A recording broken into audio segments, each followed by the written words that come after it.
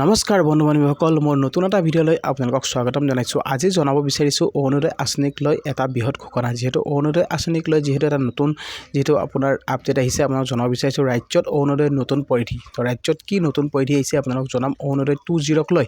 তো অৰুণোদয় 2.0ক লৈ এতিয়া বহুতেই নিয়ম সলনি কৰা হৈছে। তো কেনেকুৱা ধৰণৰ হ'ব অৰুণোদয় আঁচনি, আপুনি লাভ কৰিবনে কিস্তি, কোনসকলক দিয়া হ'ব এই অৰুণোদয় আঁচনিৰ সুবিধা, তো আপুনি পাবনে নাপায়, সকলোখিনি কথা আজি মই এই ভিডিঅ'ত জনাম। তো গতিকে ভিডিঅ'টো আপুনি স্কিপ নকৰিব, শেষলৈকে চাই থাকিব।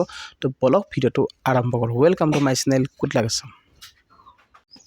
তো গাইজ, যিটো আপোনাক 2 নম্বৰতে জনাব বিচাৰিছোঁ, ইয়াত বাওনা অৱস্থা বা চেৰিবেল পালচি, থেলাছেমিয়া, হেম'ফিলিয়া, কুণ্ঠ ৰোগ বা অটিজম স্পেকট্ৰাম বিকাৰৰ দৰে স্থিতিত ভুগি থকা ব্যক্তি থকা পৰিয়ালসমূহ অন্তৰ্ভুক্ত থাকিব। ইয়াত যিসকল বাওনা অৱস্থাৰ লোক আছে, যিবিলাক বাওনা লোক আছে, সেই বাওনা লোকসকলে লাভ কৰিব। আৰু চেৰিবেল পালচি যদি তেনেকুৱা ধৰণৰ যদি আপোনাৰ ৰোগ থাকে বা তেনেকুৱা ৰোগত যদি আপুনি ভুগি আছে, হেম'ফিলিয়া, কুষ্ঠ ৰোগ বা অটিজম স্পেকট্ৰাম বিকাৰৰ দৰে যদি স্থিতিত আপুনি ভুগি আছে, তেতিয়াহ'লে এই সুবিধা আপোনালোকে এইসকল লোকক দিয়া হ'ব অৰুণোদয় আঁচনি। যিহেতু মুখ্যমন্ত্ৰীয়ে ঘোষণা কৰিছে, তো এইসকল লোকে লাভ কৰিব, মানে মহিলাৰ উপৰিও পুৰুষেও লাভ কৰিব এই সুবিধা।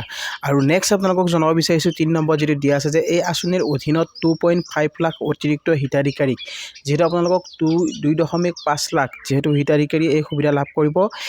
হিতাধিকাৰী অন্তৰ্ভুক্তিৰ জৰিয়তে ৰাজ্যত 30 লাখতকৈ অধিক পৰিয়াললৈ অৰুণোদয়ৰ মুঠ সম্প্ৰসাৰণ।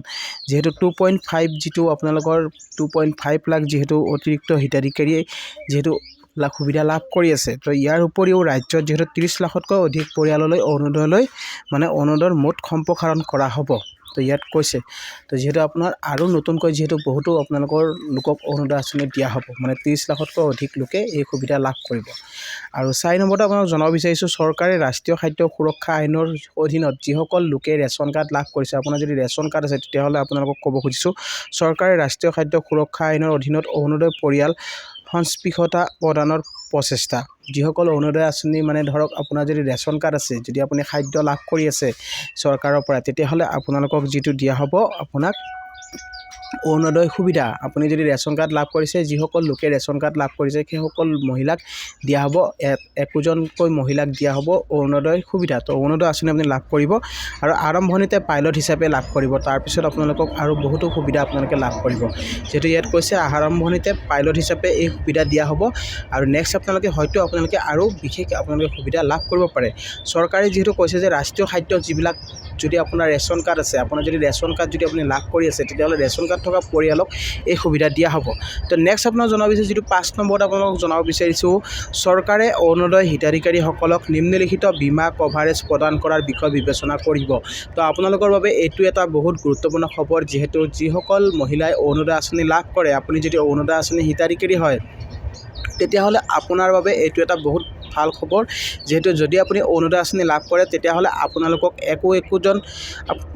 একোটাকৈ আপোনালোকে বীমা লাভ কৰিব। ইয়াৰ লগতে আপোনালোকক দিয়া হ'ব ইঞ্চুৰেঞ্চ, আপোনাৰ কভাৰ কৰি দিয়া হ'ব, ইঞ্চুৰেঞ্চ বিনামূলীয়াকৈ আপোনাৰ নামত দিয়া হ'ব। তো আপোনালোকক যিহেতু ইয়াত কৈছে যে কেনেকুৱা ধৰণৰ ইঞ্চুৰেঞ্চ আপুনি লাভ কৰিব, ইয়াত 2টা অপশ্যন দিয়া আছে। যিটো প্ৰধানমন্ত্ৰী জীৱন জ্যোতি বীমা যোজনাৰ জৰিয়তে আপুনি লাভ কৰিব পাৰে, নাইবা প্ৰধানমন্ত্ৰী সুৰক্ষা বীমা যোজনাৰ জৰিয়তে আপুনি লাভ কৰিব এই ইঞ্চুৰেঞ্চ সেৱা।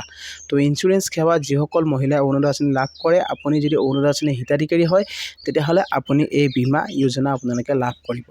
আৰু আপোনালোকক জনাব বিচাৰিছোঁ, যদি আপুনি অৰুণোদয় আঁচনি হিতাধিকাৰী হয়, তেতিয়াহ'লে আপুনি এই সুবিধা লাভ কৰিব। আৰু অৰুণোদয় কিস্তি আপোনালোকে যদি পোৱা নাই, তেতিয়াহ'লে এবাৰ যিহেতু মুখ্যমন্ত্ৰীয়ে কৈছে যে সকলো হিতাধিকাৰী লাভ কৰিব অৰুণোদয় কিস্তি। আগতে যিহেতু আপোনালোকে অৰুণোদয় কিস্তি লাভ কৰা নাছিলে, বা আপোনাৰ কিছুমান যিহেতু বেংকৰ সমস্যা হয় বা কিবাকিবি, এবাৰ আপোনালোকক তেনেকুৱা নহয়, সকলো মহিলাকে দিয়া হ'ব অৰুণোদয় কিস্তি। যিমান দৰিদ্ৰ পৰিয়াল আছে সকলোকে দিয়া হ'ব। আৰু যদি আপুনি অৰুণোদয় আঁচনিৰ বাবে যদি আবেদন কৰিছিলে, তেতিয়াহ'লে আপোনাৰ নামটো এবাৰ আপোনালোকে চেক কৰি চাব, আপোনাৰ নামটো আছেনে নাই। যেতিয়া আপুনি নামটো চেক কৰিব পাৰিব, আপোনাৰ যিটো পঞ্চায়ত অফিচ বা মহকুমা অফিচ, আপুনি পঞ্চায়ত অফিচত যাব, গৈ আপোনাৰ নামটো ক'লে তেখেতসকলে আপোনাৰ বেনিফিচিয়াৰী নম্বৰ যিটো থাকিব, সেই নম্বৰটো ক'লে আপোনালোকে আপোনাৰ তালিকাখন চাব পাৰিব। যদি আপোনাৰ তালিকাত নামটো থাকে, তেতিয়াহ'লে আপোনাৰ টেনশ্যন নাই, যদি আপুনি নতুনকৈ আবেদন কৰিছিলে। আৰু পুৰণা হিতাধিকাৰীসকলে যিহেতু এই সুবিধা লাভ কৰিব, আৰু প্ৰত্যেকটো মাহতে আপুনি লাভ কৰিব অৰুণোদয় কিস্তি আৰু এবাৰৰ পৰা যিহেতু চৰকাৰে কৈছে যে কোনো ধৰণৰ কিস্তি তাৰমানে পেণ্ডিং নহয় সকলো লোককে দিয়া হ'ব আৰু লগতে জনাব বিচাৰিছোঁ যিহেতু অৰুণোদয় আঁচনিৰ যিবিলাক বিধৱা মহিলা আছে সেই বিধৱা মহিলাসকলেও যিহেতু অৰুণোদয় আঁচনি লাভ কৰে আগতে যিহেতু আপোনালোকে 250 টকা লাভ কৰিছিলে যিহেতু এবাৰ আপোনালোকক যিহেতু অৰুণোদয় আঁচনিৰ নামত 1250 টকা কৰি দিয়া হৈছে আৰু নেক্সট আপোনালোকক যিহেতু বহুতো নতুনকৈ অৰুণোদয় আঁচনিৰ যিহেতু অন্তৰ্ভুক্ত কৰা হ'ব মুখ্যমন্ত্ৰীয়ে জনাইছে আৰু বহুতো লোকে লাভ কৰিব অৰুণোদয় আঁচনি তো আপোনাক জনাব বিচাৰিছোঁ যিহেতু নতুনকৈ অৰুণোদয় আঁচনিৰ ফৰ্ম দিয়া হ'ব আৰু কিছুদিন পিছতে হয়তো আপোনালোকে লাভ কৰিব পাৰে অৰুণোদয় আঁচনিৰ ফৰ্ম তো ফৰ্ম কেনেকৈ ক'ত লাভ কৰিব আপোনালোকে তাৰ সবিশেষ মই জনাম নেক্সট ভিডিঅ'ত আপোনালোকক যেতিয়া আপোনালোকৰ অৰুণোদয় আঁচনিৰ ফৰ্ম ওলাব নিশ্চয় আপোনালোকক জনাবলৈ চেষ্টা কৰিম তো আই হোপ আপোনালোকে নিশ্চয় ভিডিঅ'টো বুজি পালে আজিৰ ভিডিঅ'টো আপোনালোকক এইখিনি জনাব লগা আছিলে আৰু ভিডিঅ'টো চাই কেনেকুৱা পালে জনাব ভিডিঅ'টো চাই যদি ভাল পাইছে তেতিয়াহ'লে এটা লাইক আৰু শ্বেয়াৰ কৰি দিব আৰু লগতে মোৰ চেনেলটোত যিসকলে নতুনকৈ আহিছে তো চেনেলটো ছাবস্ক্ৰাইব কৰি ৰাখিব আৰু কাষত থকা বেল আইকনটো প্ৰেছ কৰি দিব যাতে এনেকুৱা ধৰণৰ নতুন খবৰ আহিলে সকলোতকৈ আগত পাই থাকে তো গাইজ আজিলৈ ইমানে জয় আই অসম।